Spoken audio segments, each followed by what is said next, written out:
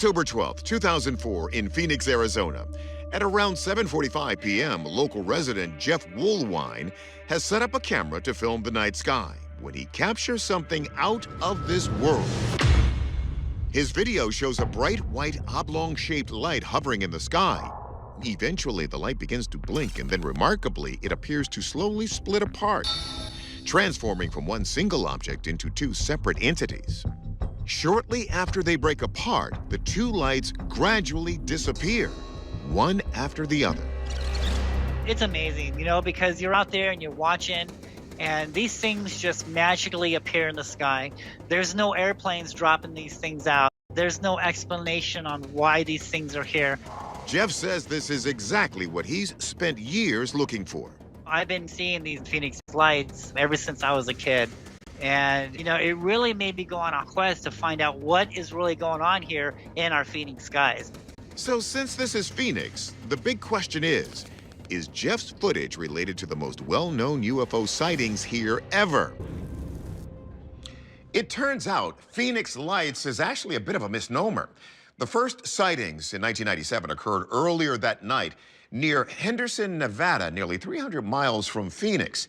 So, two separate events could have been conflated into a single moment. Either way, the question still remains, is Jeff's footage proof that the Phoenix Lights are back? Earlier in the video, it looks like it's just one object because they are probably behind each other. But later on, as the objects move apart from each other, it gets more and more elongated, and then you start to see two distinct and separate objects. So is this a splitting UFO, or is it two objects behind each other? If it is two objects, are they decidedly less exotic than alien craft? Are they balloons? Are they drones?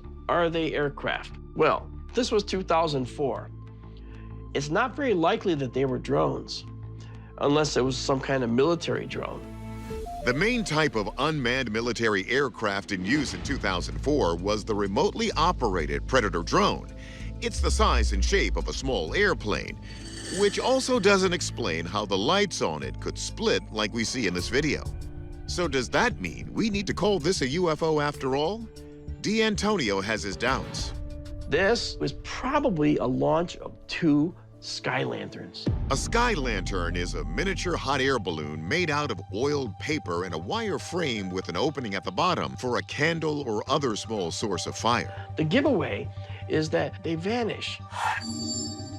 That's because the flame packets are fuel, and that fuel gets exhausted after a little while. And when it gets exhausted, the flame goes out. And that's just what we see here. Our verdict, this splitting object or objects remain unidentified. D'Antonio's sky lantern idea is intriguing, but how could they fly so close together that they appear as one? The original Phoenix Lights and similar incidents in the Phoenix area in the 2000s have been attributed to flares set off by the military and others.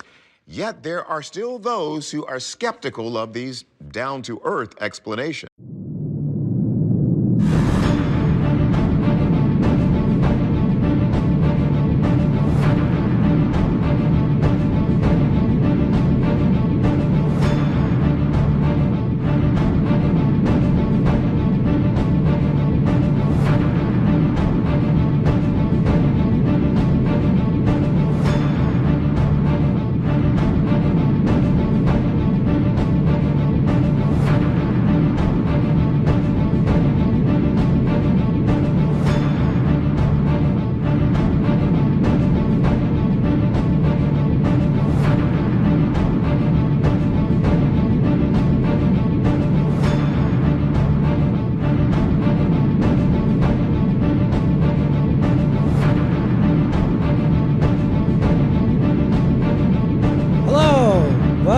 Welcome back to the Petroglyphs in the Sky UFO show.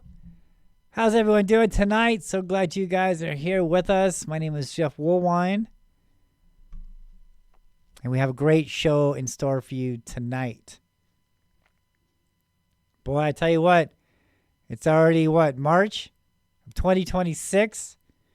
things are really picking up. Not only around the world, but also as far as all these UFOs we've been seeing in the skies, not only here in Tucson, but around the world. And, you know, I really believe that the stuff going down today that we see in the news today and everything that's just been going on in the world, you know, it's really bringing these things out along with these solar flares. And so we're going to talk a little bit about that tonight. And we're going to do a little recap of the Tucson lights, how it all started up until today in 2026. And we're going to show a UFO, one of the Phoenix lights that a good friend of mine in Phoenix filmed just recently, matter of fact. We're going to talk about a strange helicopter that was flying around Tucson with no lights on. That was interesting. Another topic I'd like to talk about, I've never talked about before ever in any of my shows, is crop circles.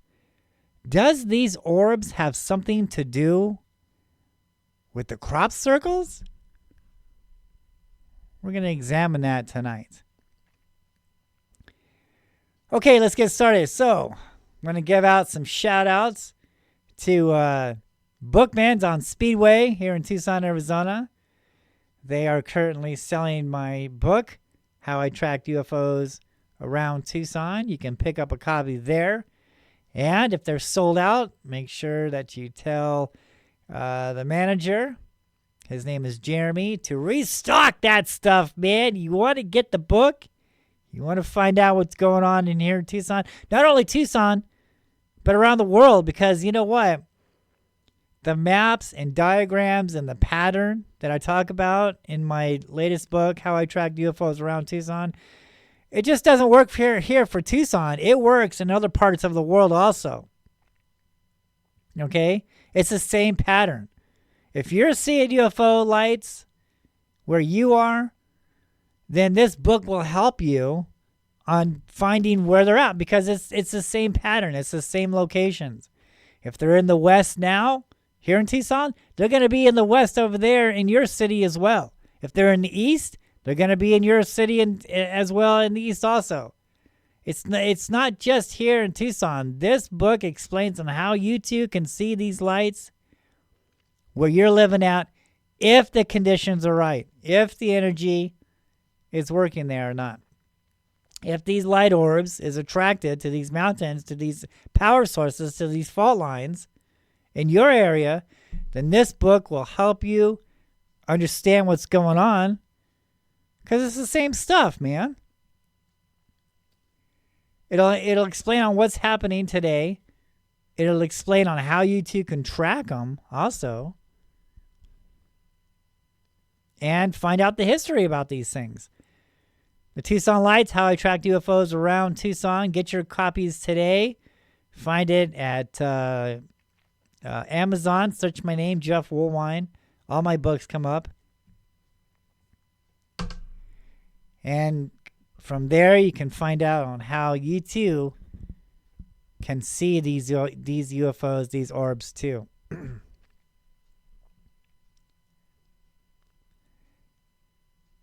Want to give a shout out to the Gypsy Cavern Emporium in Tucson. Thanks, guys, for selling the book there too. You can pick up your copies there.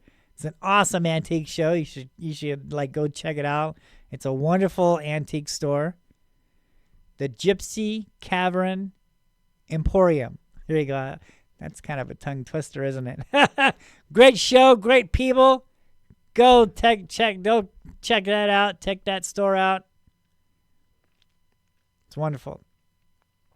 Also, I'd like to give a shout out to the Tucson Weekly newspaper here in Tucson. They were talking about the Tucson Lights and talking about the book. So they did an excellent article on that in the newspaper. So yeah, we're slowly getting the word out. It's been what? We're working on a third year now, folks. Okay? I mean, and these things aren't going away. They're here. every night. These orbs in Tucson and in your city also is happening every night.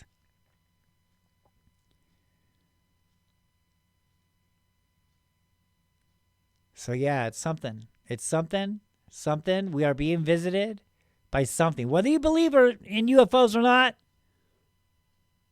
there is something here, man. And they've been here before. As clearly, the rock art, the rock carvings, the 1,000-year-old rock art that's been chiseled on these mountains like sacred scrolls for over 1,000 years ago is talking about what we're seeing in the skies today. Oh, is it called crafts in the sky? No, it's called petroglyphs in the sky, because that's what I believe we are seeing today, folks. The same things we see on the rocks carved out there over 1,000 years ago, without a shadow of a doubt, is prehistoric UFO sightings. I proved that back in 2005.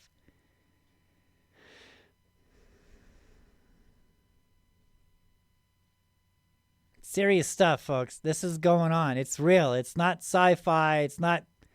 Did you see that satellite, dude? Oh, there's satellites. That dude's out there filming satellites on the desert. Okay. Come on, people. Really? Satellites, man. Give me a break. I've taken so many people out there to see these light orbs. And, right behind the scenes here, we're right in the middle of getting together a big group. We're going to announce it soon. I don't want to let the cat out of the bag too much here. But we're talking behind the scenes on getting a whole bunch of people out to see these lights. Now, I've already done it several times before. I've done it with the Tucson MUFON. We've done it on our own. In our own case, people call me up, get a hold of me. Hey, Jeff, I want to see the lights. Come on down, man. I'll show you exactly where these things are. And you know what? They see them. And it's just so spectacular. It's so amazing when they see these things at first, because their eyes are open and their mouth is up and they can't believe on what the hell they're seeing. Right? It's there. Something is going on here. And they've been here before. As a matter of fact, in my studies, I believe that they've never left us. I think that, they're not from outer space. They're more inner space. Like, this is their planet also. They have always been here. They have been hiding underground. They're living creatures, living entities, not crafts from another world or aliens or... You see 5 lights out there, you're looking at 5 living creatures, 5 living entities. They're conscious, they're alive, they know who's watching, they know who's not watching. And they've always been here with us. It's another species of life. Just as the oceanographers has found new species of life below the ocean, this is a new species of life that has always been here. That has been covered up, overlooked, not talked about, hidden away from you and I about this knowledge. And in my book, I talk about the history of these things, and you'll find out the reasons why they've been covering this up for so many years. And I believe this is the biggest conspiracy, the biggest cover-up of all time. Bigger than the JFK assassination. This is the world's cover-up that these things have been here before. They have interacted with mankind. They have taught mankind the secret ways and knowledge mankind was not meant to know about. Okay? Which led to their downfall. This is the reason why we have tribes like the Hohokam Indians, the people who first lived here in the desert, Arizona. They were here for 1,000 years. They saw the lights. They carved their UFO sightings on the rocks. They didn't have cell phones. They had video cameras. They had these mountains out here to record what they saw in the sky in the locations on where the event took place at. This is the reason why we find petroglyphs in one area. We find no petroglyphs over there is because nothing happened over there. Happened right here where the glyph was carved at. It's the reason why you're not supposed to move these petroglyphs, because you're removing history. You're removing a testimony of what happened in that spot. One of the ways to understand these petroglyphs is a lot of these glyphs, if you notice, are high up on cliffs. Okay, and one way to understand on how to read these petroglyphs is to look at the whole landscape. So you see a petroglyph carved high up on a hill, on a hill or a cliffside.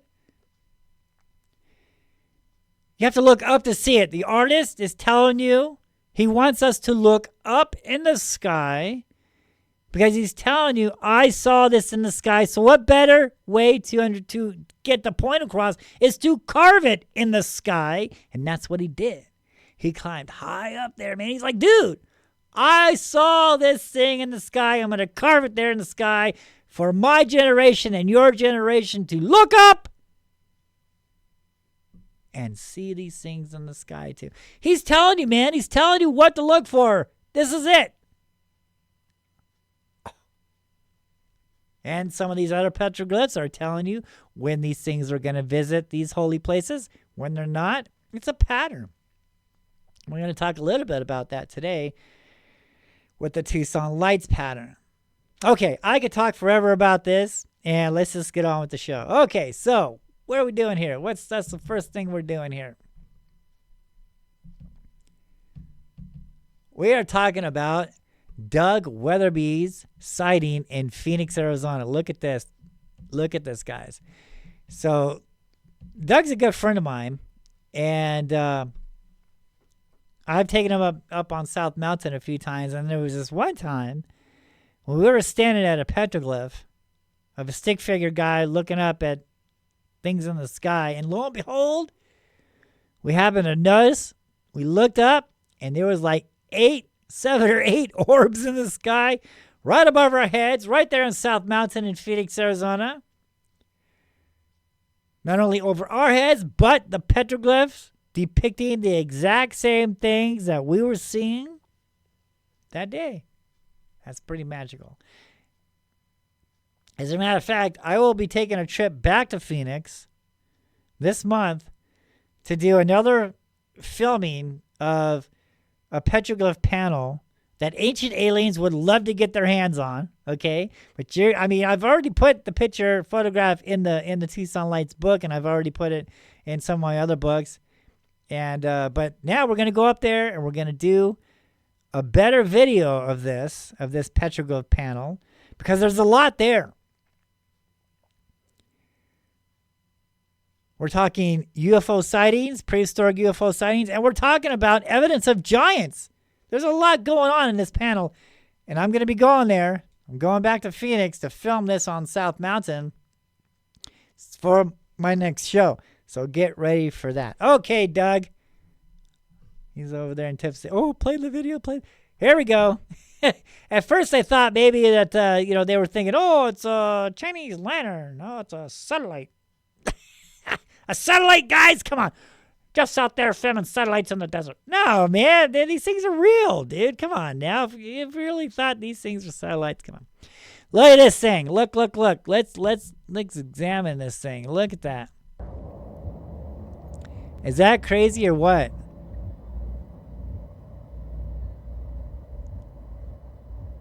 This is what flew over Doug's place in Phoenix not too long ago. I think it was a drone, like. And we could tell. Yeah. Chinese lanterns. They fly up, right? It definitely looked like it was. But this thing doesn't. I've never seen anything like it. It's wild. Right? It's probably headed to South Mountain. Yeah, that's probably what it was.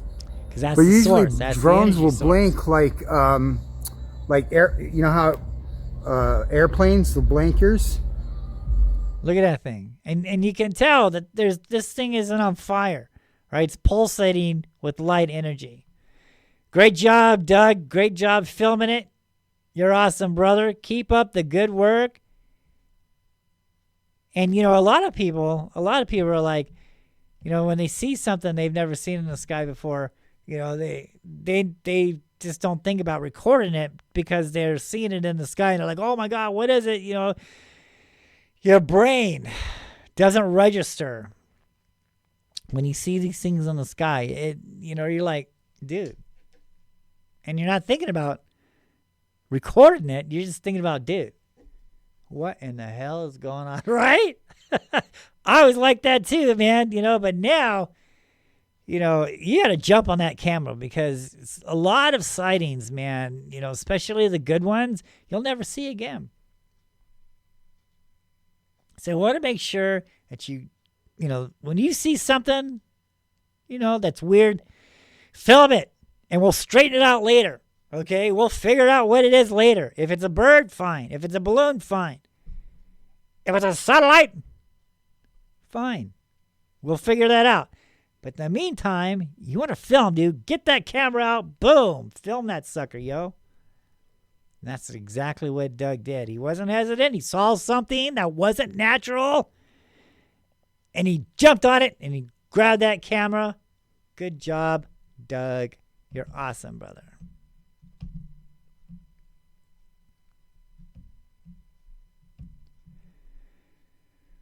Okay, so let's talk about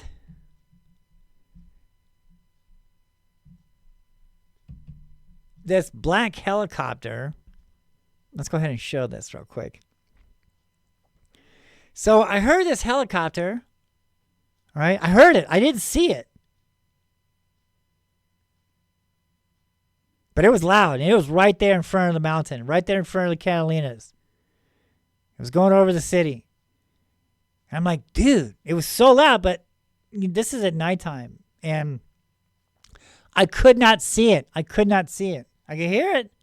So that's why I just, you know, I jumped on the camera, dude. I had the night vision camera because that's when I was, you know, filming the orbs, and so I was already ready, and so I jumped on it, and it happened so quick, you know, I wasn't able to get good video of it. But this is what I got. No lights on it, no anti-collision lights on it, speeding crazy fast. And it was just a weird helicopter. And, you know, when you kind of look at it in such a way, it kind of looks like one of them Star Wars ships. Okay. If you see a helicopter flying around, not only in Tucson, but around your city, make sure you grab it on film. And, you know, you hear it first. The sucker's loud, but you can't see it. That's what just, you know, threw me through a loop. I'm like, where's that helicopter? Because I'm looking for the anti-collision lights. Didn't see it. So by the time it got in front of me, dude, jump on that camera, man. What in the hell? What is that? You know, because I saw it in the night vision. Okay. So let's talk about, not that. Okay.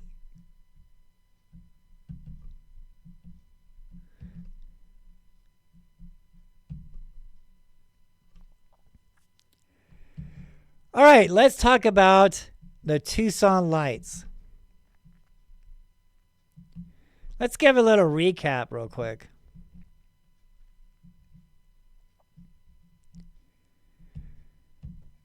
So I first picked them up May of 2024. Now, what happened in May? What was going on in May? What made May so special? So, like, you know, before then, we'd see one, maybe two orbs flying over the sky, land on the mountain, you know. No big deal, right? We've seen them before. They're there. But not as heavy and not every night like it is going on now. And what started all of this? This started in May of 2024. And that's when a major solar flare happened. And we were able to see the northern lights looking over looking towards the northern mountains, which would be the Catalinas, from there, Mount Bigelow, from there, Mount Lemmon. And so we're up there. It's midnight. And my wife is taking photographs, looking back at the photos. We can see the green and early orange and purple and lights of the aurora lights, and it was pretty. But there was little white dots in it, in the photo. I'm like, what the hell is that? So I grabbed the night vision camera, and holy cow, I'm seeing these light orbs flying through the northern lights, coming and going from the mountain, and they were there for an hour.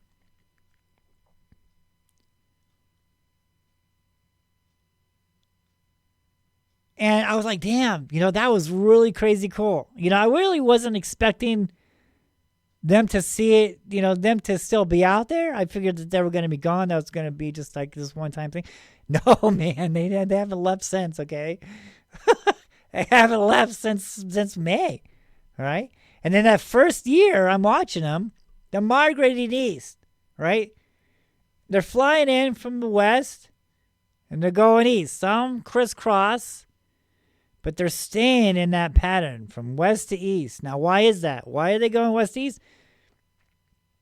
Well, when you study the Earth's rotation, the Earth's rotation is going west to east. And so they're absorbing that energy, and energy fluctuates, okay? And so when we see them, when we see these lights, they're going over the certain area, and they get really big and bright, because that's where the energy is at that time. And then they move on, and more come in, get real big and bright, disappear right in this area here. Okay? And so the whole month, right? They're coming in at the same time, 12 o'clock May, 12 a.m. And they're heading to 1 o'clock, to the June month, right? And then from June, from 1 o'clock, and then we had this solstice right in the middle, and I think that kind of messed up their pattern a little bit, so they're still there at 1 o'clock until August at 2, September at 3, October still in that same pattern of 3 o'clock in the morning from October, November 4, and then right back to the December solstice, 5 o'clock in the morning, way out of the city. I chased them in 2024 that whole year, every night. I chased them as they went east. And then they were gone right after the December solstice. And in my books, I talk about the equinox and the solstice patterns. But since then, okay, so that was the energy pattern. All right, the solstice and the equinox. Those were like pretty much the times to see them. But after these solar flares, man, you know what I mean? I mean, they still coming in and around in those, equinox and solstice patterns, but not, I mean, it's just worse now because of these solar flares. And as long as we continue to have these solar flares, more is going to be coming. And we should see a lot more of them. If no solar flares, they got to feed on something. Okay, so they were feeding off the solar flares from the ions and electrons, all these particles that the sun is throwing down on these flares, right? And the fault lines from the mountains, all right? And in which case, right? So we're looking towards the Catalinas. We're actually looking over the Catalinas, over Mount Bigelow, and to Mount Lemmon. That is the power source, Mount Lemmon. And if you notice, there's canyons. In my book, I showed canyons. And each month, it was crazy. May had its own canyon. June had its own canyon. July, August. All these canyons were lining up in the correct pattern of the correct months of when these things were showing up. That was major. That was really cool. They were coming and going from these cracks, from these fault lines. That's the whole reason why they're here at these certain mountains, is because of the energy, because of the fault lines. And in my book, I explain on how we get energy from these mountain fault lines by these power plants that's bored down into the edge of these natural gases, into the energy pocket. This is the reason why there's power plants on all these all the beginnings and the ends of these mountains around here in Tucson and Phoenix, and probably in your city as well. You see these power plants, right outside of these mountains. You see that? And these mountains have pictures depicting spirals and anthropomorph petroglyphs. Dude, that's it. You want to go there. That's where these UFOs, that's where you're going to see these orbs. That's where you're going to see these entities. It's right there, because this is the heart. That's the source. They're visiting these special places to collect the energy. Now, if no solar flares, right, they're still continuing that pattern, west to east and following the sun. But even more so if there's no solar flares, because they got to feed on something. So when the solar flares were gone, they had to feed on something. So they were feeding off the energy from the Earth's rotation along with the fault lines from the Earth, from the Earth's natural energy. And that's the reasons why these things are hanging around these certain areas, is because of the energy. So in 2005, I was expecting, because in 2004, I was in Phoenix, and I'm filming the Phoenix lights over a power plant over the east side of South Mountain, over this power plant. And that's what dawned on me. That, look, these things are here for a reason. I mean, they're over this power plant. So that's when I discovered the fault lines and all the energy connections was right there in 2004. In 2005, the Phoenix lights were gone. But now I'm seeing this new type of UFO. Some call them jellyfish, these shapeshifters, these things that are just weird looking in the sky, that are moving or shapeshifting, going against the wind, changing colors, changing shapes, going down in mountains, coming out of mountains. I discovered all that. I was the first one to discover that here in the United States. We call them tadpoles back then.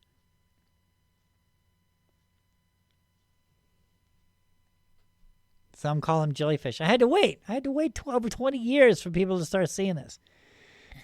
This is the reason why when I was doing the pilot for the UFO Hunter show, there were Pat Uskert, and he was the creator of the UFO Hunter show. He was the brains behind the madness, and he's actually got these shows going. If it wasn't for him, none of these shows would probably be on the air now. Pat Uskert was in town in 2005, doing the pilot for this new show. Showed him this new UFO and showed him the evidence of the petroglyphs. Outstanding. From there, in 2007, that's when the UFO Hunter show kickstarted on the History Channel. They came back in 2007. They asked me if I'd like to join them to do a show called Arizona Lights. Talk about the petroglyph connections. But I wasn't allowed to talk about this new entity that I discovered, because they're telling me, dude, you're filming some bizarre stuff. The public isn't ready for this, If you're going to say anything about them, you got to say crafts. You got to say spaceships. You can't say living creatures, entities,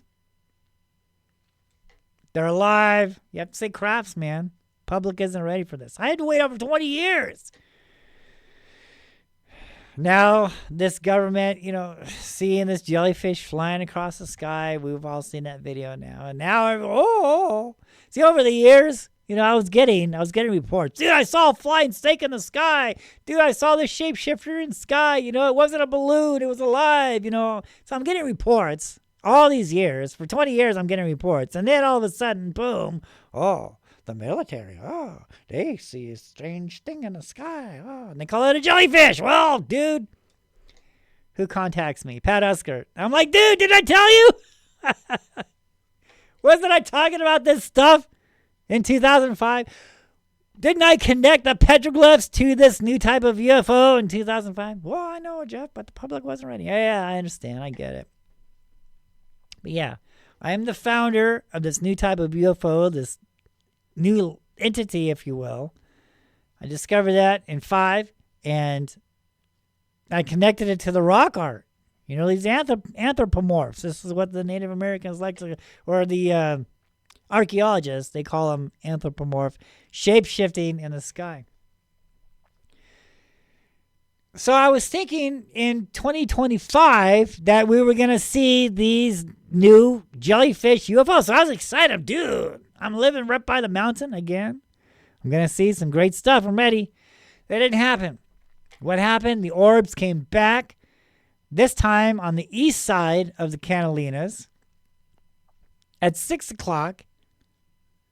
And then they migrated to the recons east. And then by March, by May, they had made a complete circle around Tucson. And to get a better idea of what I'm talking about, so you can find them also, pick up my book. That's where I have maps and documentation on how you too can see them, on where they're at right now. We're in March. They're right back there, dude. 2 years in a row now. That's, first year was cool. Second year, holy cow. Now we're working on the third year, and they're repeating the cycle. So this is it. Like I said before, not only in your town, but other places in the world, because it's the same pattern. What's going on here in Tucson, the pattern here in Tucson is going on in your city, is going on around the world. Same times, same locations, same pattern. I proved that when I went to California last year. Oh, I discovered the lights out there too, man. I looked up. Holy cow, there it is. Same time that we would be seeing, and same locations that we would be seeing them here in Tucson also. So that just verified. And I was talking to some people over there next to New York, and they're saying they're seeing the lights at the same time in the same locations, and they're going from west to east, man. Same stuff. This is a major discovery. If you want to find these orbs, pick up my book. It's not just here in Tucson, but in your town also, if the conditions are right. If you have petroglyphs of carvings of spirals and anthropomorphs, if that mountain is a holy mountain full of energy, that's where you're going to find it at. Okay, so let's talk about something that I've never talked about before. Crop circles.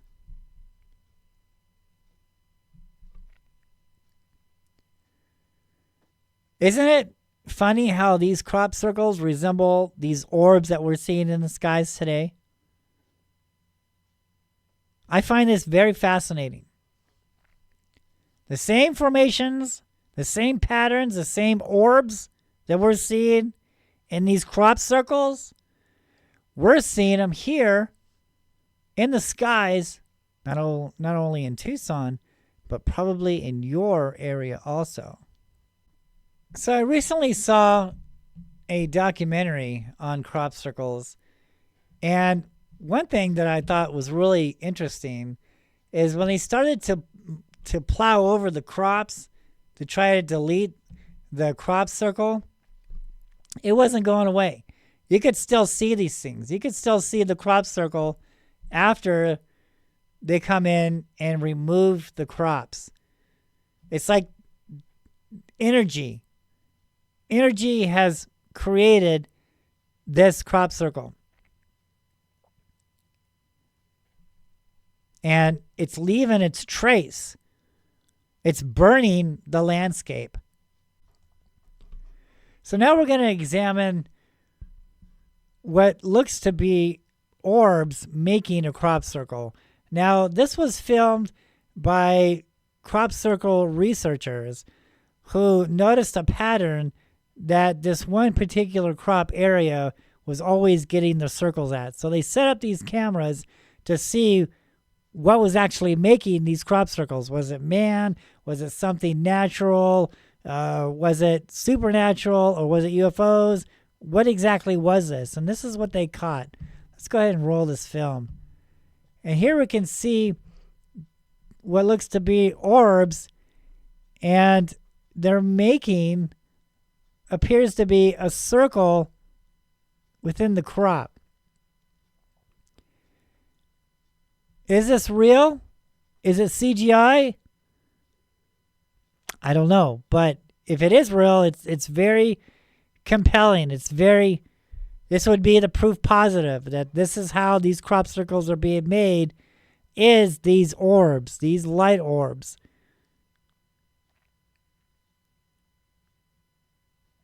Is that crazy or what? If this is real, then this would be the evidence that we are looking for.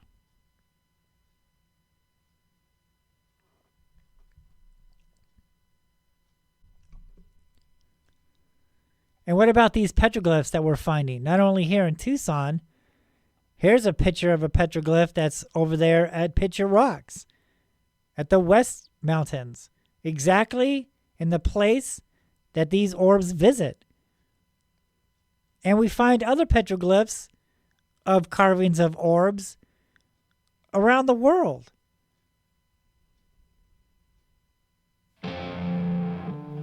We're going to leave you tonight with some of my favorite sightings of 2026 of these Tucson lights. Make sure you pick up my book, How I Tracked UFOs Around Tucson, The Tucson Lights, at Amazon. Search my name, Jeff Woolwine. You'll find me there. And so it's not only information on here in Tucson, but your neck of the woods also. If these orbs are visiting your place where you live at, this book will teach you on how and where to see them and their history. And thank you guys so much. We will see you next time.